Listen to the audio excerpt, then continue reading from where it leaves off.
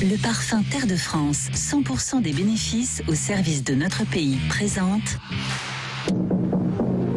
Ici Sud Radio. Les Français parlent au français. Les carottes sont cuites. Les carottes sont cuites. Sud Radio Berkov dans tous ses états.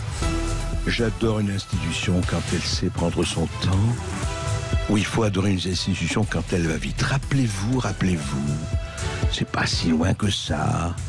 Un certain parquet national financier créé par François Hollande après l'affaire Cahuzac apprend dans le Canard enchaîné qu'il y aurait eu emploi fictif chez François Fillon, alors candidat 2017 à la présidence de la République. 2 heures après la publication dans le Canard enchaîné, mardi soir. Le Canard enchaîné paraît mercredi, mais les Happy Few l'ont mardi soir. 2 heures après, le parquet national financier déclenchait l'enquête avec une espèce de vivacité qui disait « Regardez, on peut avoir confiance dans la justice de notre pays. » Et puis arrive McKinsey, oui, les cabinets de conseil, alors les murmures, les rumeurs, ce qu'on dit, et puis on l'apprend quand même grâce à une enquête du Sénat, il faut le dire, à une formidable enquête du Sénat avec Bazin, le sénateur Bazin et la sénatrice Assessi, que, effectivement, en 2021, par exemple, les cabinets de conseil ont reçu 1 milliard d'euros. Excusez du peu, c'est pas mal, les cabinets de conseil, pas seulement McKinsey, parce qu'il y en a plusieurs. Et puis, pour quelquefois des études qui vraiment n'engagent que ceux qui les ont écrits, et il n'y avait pas grand-chose. Alors, ça commence à bouger, et puis on apprend d'abord que le 6 avril, le 5 avril, pardon, exactement, les magistrats, quelques centaines de magistrats tenus évidemment au devoir de réserve, disent on trouve anormal que le parquet ne déclenche pas d'enquête. Ah bon, c'est anormal, mais non, le 31 mars, le parquet national financier avait lancé une enquête sur, effectivement, McKinsey pour blanchiment aggravé de fraude fiscale. Sauf que personne ne le savait. Et pendant 6 jours, c'est quand même intéressant. Même les magistrats ne le savaient pas. Alors, Béatrice Brugère, on ne va pas s'engager dans des querelles de date quand même. Vous êtes secrétaire générale du syndicat Unité Magistrats FO. Merci d'être avec nous.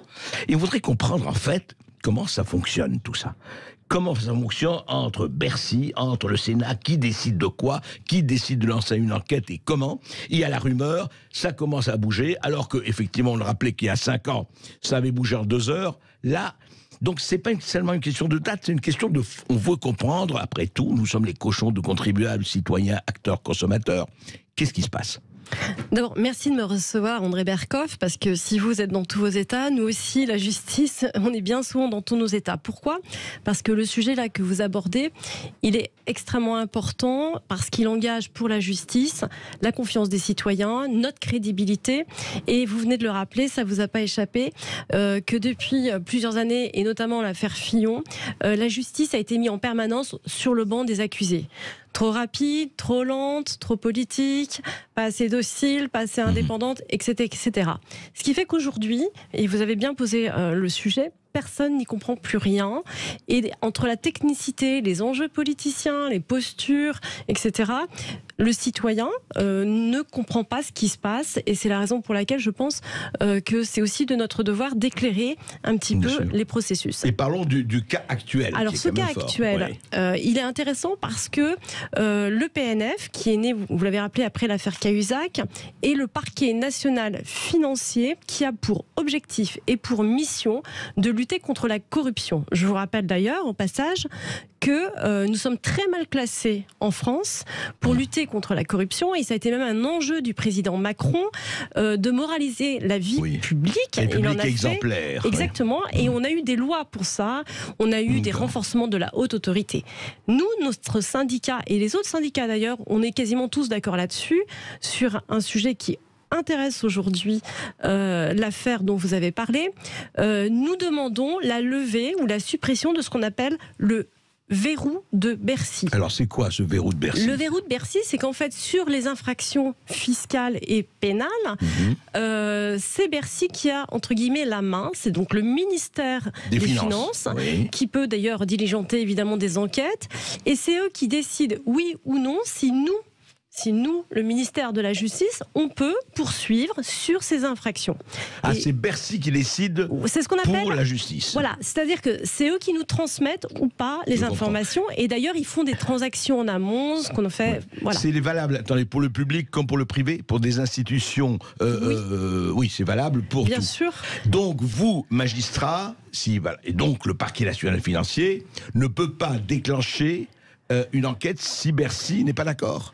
C'est-à-dire que c'est Bercy qui a la main, en effet, sur certaines infractions fiscales. D'accord.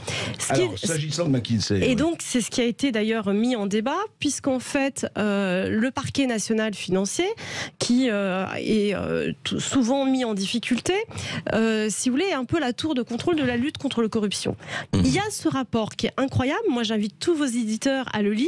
Il est disponible. Le rapport du Sénat sur les cabinets conseils. Voilà, oui. c'est un rapport extrêmement intéressant, extrêmement fouillé, qui met en fait un focus sur le rapport entre l'utilisation par les pouvoirs publics de cabinets de conseil privés, bien sûr. Surtout américains, enfin souvent étrangers. Américains, mais pas que d'ailleurs, mais américains, en effet. Alors on parle beaucoup de McKinsey, mais en fait il y en a plein d'autres. Il y en a beaucoup d'autres, il y en a 5 principaux d'ailleurs, vous en parlerez d'un autre après moi. Et en fait, eux, ils estiment à la fin de ce rapport qu'il y a une utilisation excessive. Donc c'est pas l'utilisation qui est remise en cause, contrairement à ce qu'on a entendu ci et là. C'est l'excès d'une utilisation de cabinets de conseil avec une opacité sur les marchés publics, avec des délits potentiels de favoritisme, de prise illégale d'intérêt, de concussion. Alors c'est des termes un peu techniques, mais en gros, qu'est-ce qu'ils disent ? Ils disent les sommes sont colossales. On a vu, j'allais dire, les sommes augmenter. On est sur 1 milliard. 1 milliard en un an. En appui d'administration, de ministères divers et variés. Et dans tous les domaines. Dans tous les domaines, qui posent... La santé... Exactement. Qui posent des questions d'ailleurs politiques, de gouvernance, sur lesquelles je ne m'attarderai pas, mais qui sont un sujet à part entière en termes même de données, d'espionnage, de données stratégiques, etc. qu'on pourrait avoir. Mais sur le plan pénal, ce qui pourrait intéresser le parquet national financier, et ce qui devrait l'intéresser d'ailleurs, c'est de vérifier s'il n'y a pas eu du favoritisme, de la prise illégale d'intérêt, et surtout, par exemple, si ce qui est facturé à des sommes incroyables, c'est ce que dit le Sénat, correspondent à une réalité de la prestation. Alors justement, Béatrice Brugère, déjà un petit problème, enfin c'est intéressant. Il a ouvert une enquête uniquement pour blanchiment aggravé de fraude fiscale visant McKinsey. Les conflits d'intérêts, les sommes excessives ne sont pas évoqués, en tout cas pour le moment. Alors, il y a une ribambelle d'infractions possibles économiques et financières qui, en effet, ne sont pas visées par le parquet national financier. En réalité, sur ce rapport, il y a 385 pages. Ce qui concerne McKinsey et sur le fait qu'il n'ait pas payé d'impôt sur les sociétés depuis 10 ans, c'est-à-dire la saisine en partie du parquet national financier, ça correspond à la page 219 à la page 221, c'est-à-dire 4 pages sur 385 pages. Oui, c'est ça, il y a tout le reste, quoi. Il y a tout le reste. Alors, il y a d'autres cabinets, par exemple, il y a Roland Berger, il y a McKinsey, il y a Accenture, il y a Citywell aussi, qui ne sont pas manifestement visés. Et le Sénat dit, et c'est intéressant quand même de le rappeler, que la moyenne tarifaire d'un consultant par jour de ces grands cabinets est de 2168 € par jour. Mais alors Béatrice, donc c'est là où il y aurait des investigations à faire pour voir si les prestations sont réelles, si elles correspondent à un travail, etc. Donc c'est un énorme, j'allais dire, pour la justice. Un chantier énorme. C'est un énorme. Mais alors, la question qui est posée, et c'était vraiment la magistrate, la secrétaire générale du syndicat Unité Magistrats FO que je pose. Il y a quand même 2 choses qui interpellent, encore une fois, le citoyen que je suis, et je crois qu'on est un certain nombre à se poser. Il y a 2 questions. Pourquoi, effectivement, vous avez parlé du verrou de Bercy, d'accord, Bercy à la main. Primo, est-ce que les magistrats là-dessus, notamment le parquet national financier, ne devraient pas avoir la main? Et deuxièmement, est posée, et on a parlé, l'indépendance du parquet. Alors, tout à fait. Alors, attention, soyons très précis. Il n'a la main que sur cette toute petite partie fiscale. Sur le reste, le parquet national financier peut y aller. Mais complètement, mais évidemment. Donc, toutes ces infractions que je vous ai citées, prise illégale d'intérêt, favoritisme, trafic d'influence... Il n'a pas besoin du verrou de Bercy. Pas du tout. C'est le cœur de son métier. Mais manifestement, aujourd'hui, c'est pas ce qu'il a choisi. Oui. Il est parti uniquement sur l'aspect fiscal de McKinsey, dont je viens de vous rappeler que c'est une partie. Oui, c'est 2 pages sur un rapport de 380 pages. Voilà, donc je ne sais pas, peut-être qu'il y a des enquêtes en cours sur les autres parties, mais c'est vrai que ça mériterait sans doute de toute façon des investigations extrêmement poussées, sérieuses, avec des moyens que, et je le dis tout de suite, le parquet national financier n'a pas toujours eu, parce que il y a, et vous l'avez dit, un problème chez nous de moyens. Des policiers pour faire des enquêtes, j'y vais vite. Non, des problèmes de procédure, il y a des problèmes d'indépendance, et c'est ce que vous venez de dire.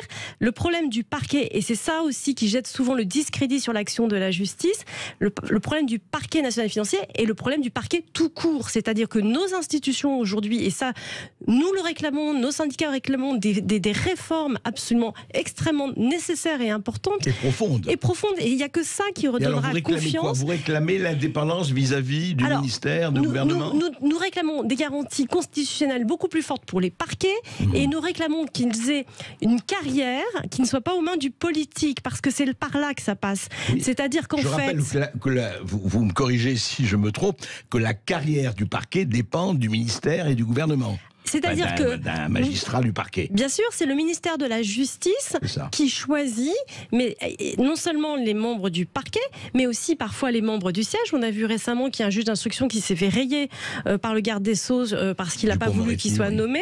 Donc, en fait, c'est plus généralement la carrière des magistrats qu'il faut absolument séparer du pouvoir politique. Mais en ce qui concerne le parquet, comme, et vous l'avez rappelé, ils ont un pouvoir énorme, et je finis là-dessus. Ils ont de plus en plus de pouvoir. Donc ils doivent avoir de plus en plus de garanties d'indépendance, ce qui doit rassurer tout le monde. Mais surtout, ils ont l'opportunité des poursuites, ils ont la possibilité de l'agenda, ils ont la possibilité de saisir ou pas un juge d'instruction qui est un magistrat du siège avec des garanties d'indépendance, et ça c'est eux qui décident. Par exemple là, pour l'affaire Fillon, ils avaient choisi un juge d'instruction assez rapidement. Pour l'instant ici, manifestement, ils n'ont pas encore saisi un juge d'instruction. Hâtez-vous lentement, hâtez-vous lentement. Voilà, bon, moi je ne porte pas de jugement, je dis simplement qu'il y a une variabilité et des possibilités qui, sur des affaires économiques et financières à haute valeur politique, avec des enjeux de pression, des enjeux d'intimidation qui sont toujours possibles, ou d'influence multiples, on doit avoir une justice irréprochable. Béatrice Brugère, on va poser la question directement, et je ne dirais pas brutalement, mais enfin quand même. Je croyais que depuis Montesquieu et que la démocratie était basée sur 3 pouvoirs, l'exécutif, le législatif et le judiciaire. On a vu que le législatif en ce moment vis-à-vis de l'exécutif, et pas seulement dans cette mandature, était quand même, avait des liens plus que pacsés avec l'exécutif. Et vous dites, et vous n'êtes pas la première, que la justice aussi a des problèmes d'indépendance qui sont posés vis-à-vis de l'exécutif. Oui, écoutez, c'est notre revendication majeure dans notre syndicat, et là-dessus, je crois qu'on est entendu de plus en plus, en tout cas par les citoyens et par tous les partenaires. Aujourd'hui, si on veut être légitime, crédible et efficace, on ne pourra pas faire l'économie d'une réforme institutionnelle qui remette tout le monde dans l'axe, avec une séparation claire et nette des pouvoirs, et ça passe par, j'allais dire, les carrières des magistrats, parce que dans la carrière, il y a aussi le disciplinaire. On peut faire, mais on peut défaire une carrière. On peut le marginaliser, on peut le mettre au placard, etc. Oui, etc. Mais il n'y a pas que ça. C'est-à-dire que si derrière, on ne donne pas non plus après une force stratégique, des moyens d'investigation, je parle pour le PNF, c'est-à-dire parce que moi je pense à mes collègues du PNF, ces magistrats qui n'arrêtent pas d'être critiqués, quoi qu'ils fassent et quoi qu'ils fassent pas. C'est une situation intenable. Je comprends, mais il faut réformer pour retourner l'indépendance à la magistrature. Parce qu'ils travaillent, ces magistrats font ce qu'ils peuvent, mais souvent ils n'ont pas les moyens, ils sont pris en étau dans des enjeux politiques qu'on connaît tous. Donc nous on appelle à une grande réforme. Je ne sais pas si les États généraux, je ne sais pas s'ils ont été financés par un cabinet privé, on regardera. Mais ça a été sûrement suggéré par un cabinet privé. Mais en tout cas, nous, on espère beaucoup sur un vrai choc institutionnel pour la justice. Sinon, on retrouvera toujours les mêmes problématiques tant qu'on n'aura pas réglé ces problèmes de séparation des pouvoirs, d'opportunité des poursuites, de gestion des carrières et de moyens. Et de stratégie. Bien, vous avez posé le quadrilatère important. J'espère j'espère que ce ne sera pas la quadrature du cercle. Merci Béatrice Bugère. Merci à vous. Et je rappelle que vous êtes secrétaire général du syndicat Unité Magistrats FO. Et puis dans un instant, on va imager, concrétiser ce problème des cabinets de conseil avec de vrais experts. À tout de suite.